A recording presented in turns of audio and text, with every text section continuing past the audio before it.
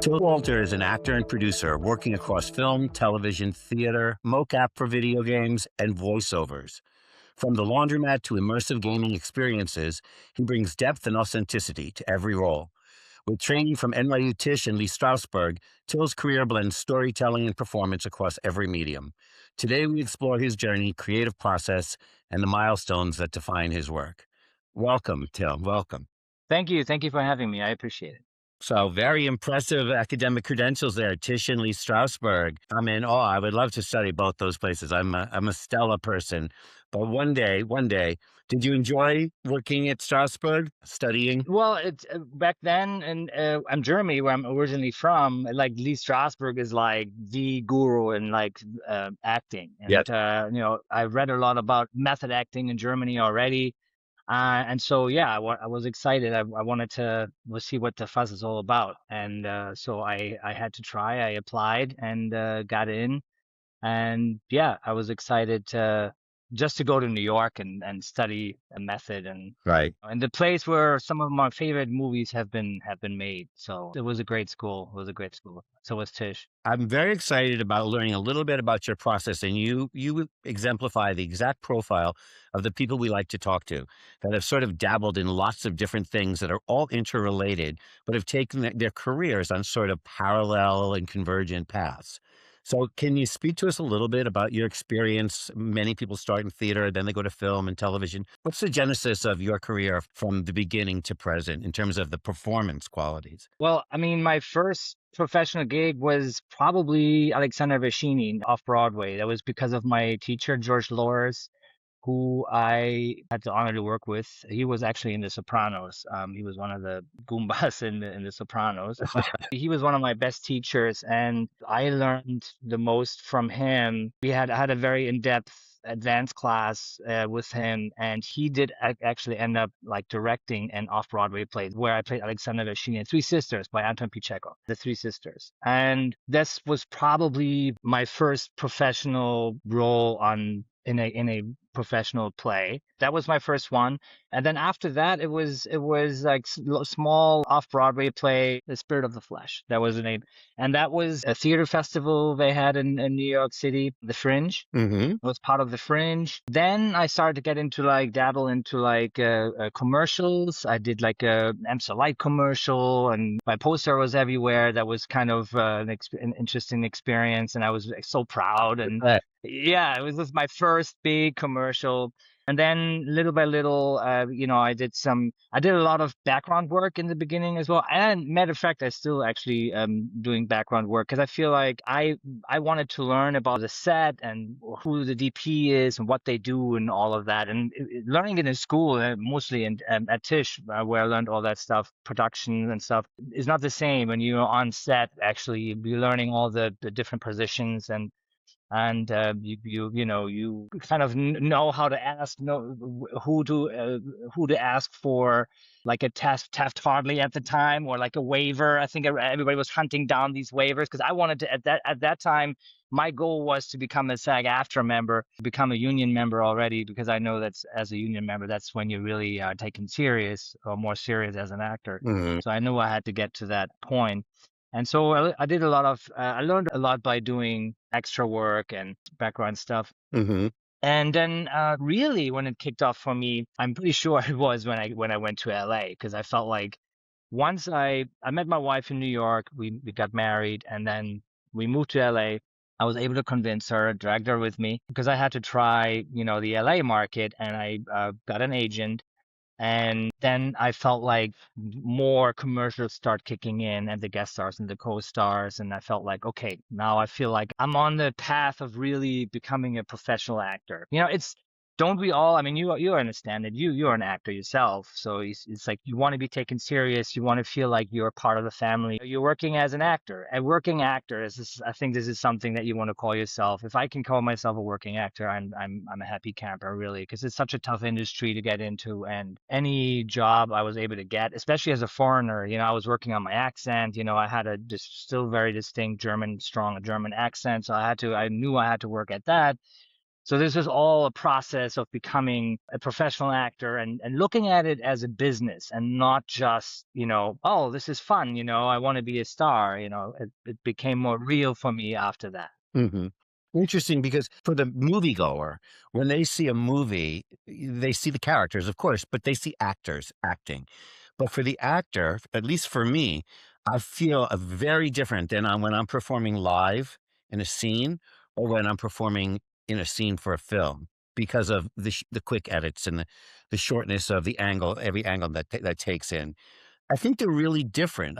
How you prepare for them emotionally, how you get your character in sync and out of sync and maintain sync. Have you always felt a calling for film over theater, perhaps? No, I can't say that. I think I love both. Yeah. It's different energies, it's a different approach, different kind of working. Hmm. What I enjoy with theater, actually, matter of fact, I'm auditioning this Sunday for the here at the Manoa Valley Theater, which I'm excited about. I haven't done theater in a long time, and I think it's a different lesson I learned doing theater than in film and television. Television specifically, as you probably know, television is really fast. It's Right. just they move along really fast, especially comedies. Like they're so fast. There's more pressure because you have to be ready, and it's action and go. Yep. In theater, there's more. You have rehearsals, and I feel like the whole crew, the whole cast it becomes a family Right. more so, and I really enjoy that.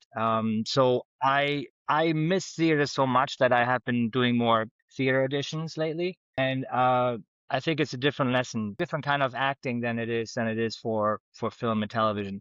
Yeah. The film and television aspect is also more real. It's more to yourself, more quiet, more, acting off of the other person. Hmm. And so you act off the other person in theater as well, but it's the projecting aspect is a technical, the technical aspect is different. You have to project. Right. There's a responsibility to reach the back row of the theater. So that I think about those things, you know what I mean? So it's more technical. It's more technical, but it's just a different approach. I would almost say I learned the most valuable lessons in theater. I think theater, I would always recommend to do theater first Hmm. before you break into television. Right. Television is and movies, like I said, is very fast, they're fast paced, and especially nowadays, I would always want to do both.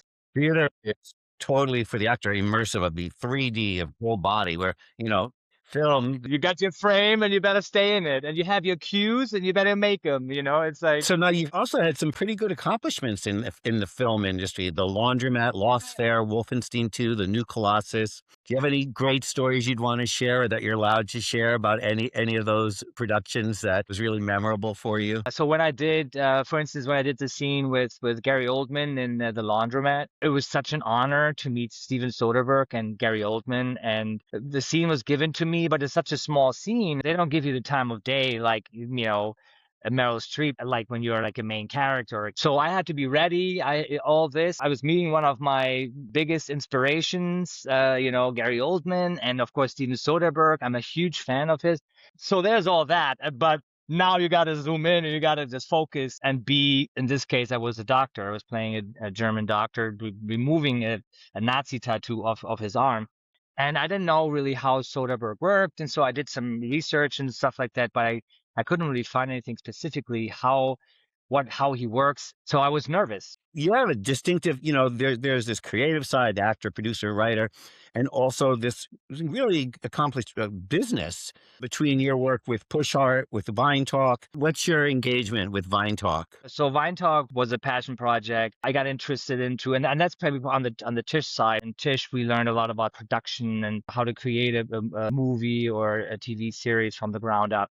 And so I got interested into production and wanted to do my own thing. And then YouTube became the thing, and so you are able to produce your own shows, basically do your own thing. So a friend of mine, my best friend from Brooklyn, New York, he lived in he grew up in Crown Heights. Sean McQueen and I decided to do a wine show, and that was like it was like back in the days, like the beginnings of like YouTube channels and all that stuff, which it wasn't a thing then. We just started to just buzz around with like we had at the time we drank a lot of wine, we enjoyed wine, and we decided this whole wine thing needs to be demystified. You know, it's like people think wine you have to spend a lot of money to get it in order to find a good wine, and we felt like no, we wanted to demystify it a little bit, and there's actually good wine for under $10, Hmm. under $15. So we were like, why don't we approach this, do like a little show, and just we were just like basically, I don't know if I can use the F word, but I would say we were fucking around on the top at the rooftop at a friend's house. We were like camera set up. He had a good camera, and we were like, let's just shoot and see what happens. And then it became this passion project. We were just choosing different varietals at an affordable budget for people like us that can afford wines. That you don't have to spend 50 or more dollars to find good wine. So our thing was finding wine that's affordable, like for people like my friend Sean and I, and then pairing it with like foods that we eat like hot dog, simple stuff, pizza, or even chocolate and sweets, candy. This is how it all started. And we started gaining followers really fast. Hmm. And obviously, there was an interest, and we were really blown away. And so we kept going until we were called by Jersey Woolly Productions. It's a production company at the time from in New Jersey, and they were interested in working with us. It was just they wanted to, I guess, feel out what this is all about, how and also how we're willing to work with them. Hmm. And yeah, we were totally interested. Yeah, of course. And yeah, they were interested in doing creating a TV show. They had an idea for a TV show, and we were all ears. We would like to hear what you guys have to what kind of ideas you guys have. And we were sitting down with them and we were discussing it. But they wanted to do something completely different. They wanted to move away from what the idea that we had, like simple, affordable wines with simple foods.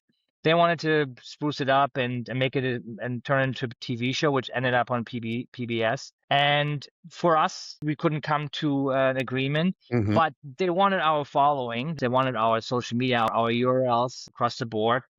At the time, what do we have? YouTube, Vimeo, Facebook. They wanted to have all our internet presence and taking our idea, but taking it to another level. So they were doing food pairing as well, but with more expensive wines. And of course, they had affiliations with like Napa Valley wine producers, et cetera, et cetera. So it was more commercial. We sold them all along with part of our idea. We sold them our URLs, all the internet presence, our name, Weintalk, as a trademark. We trademarked it. We sold that to them. We would then became more part of the production part of the TV show on PBS. We were very proud what we've created and what this has become.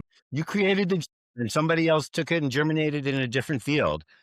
Correct. And we had guests like Steve Buscemi, Nathan Lane was on. Oh my God, he was hilarious. We were cracking up on set. We had to cut so many times. Exciting endeavor. Yes. It took unexpected turns, but it was still something that, was propelled forward, and you were a part of it. Yes. Congratulations. Exactly. It was a fun project. And again, we were very proud what we did and how obviously that set the foundation to create something, to turn this into something bigger, and where this became a TV show, and Hmm. we're shooting 2 seasons. Is there a character you played or a project you took part in that taught you something unexpected about yourself and made you sort of alter your trajectory? Probably one of my biggest breakthroughs and most defined moments was actually in class. I was working on Biff and Death of a Salesman, and I was working on that for I think about a month, say because I think it was George Lloyd. I was in George's class, and I did it in Robert Castle's class as well.